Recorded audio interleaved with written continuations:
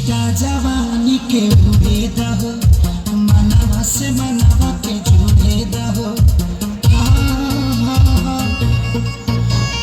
छीटा जवानी के उड़े दहो मनवा से मनवा के जुड़े दहो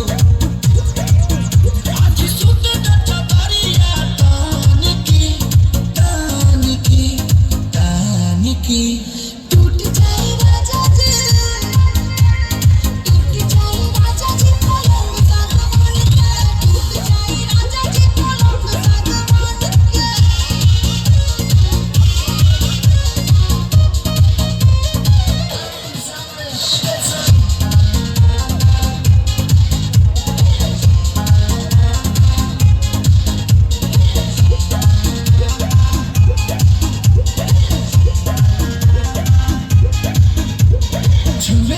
तान की देखो ना पटन की चादर बिछा दे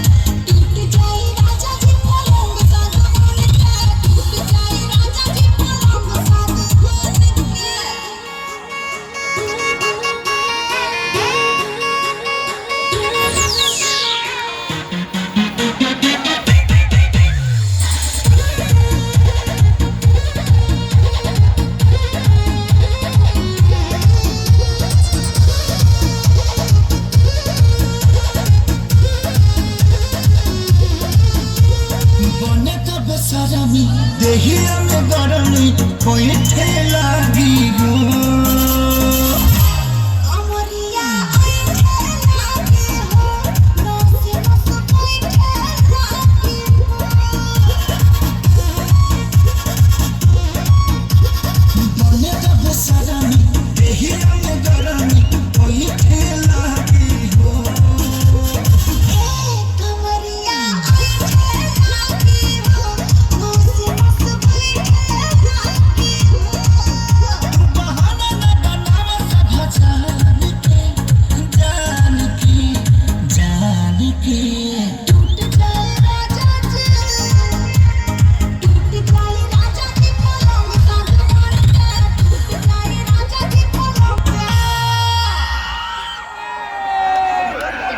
হাতের তালি কোথায়?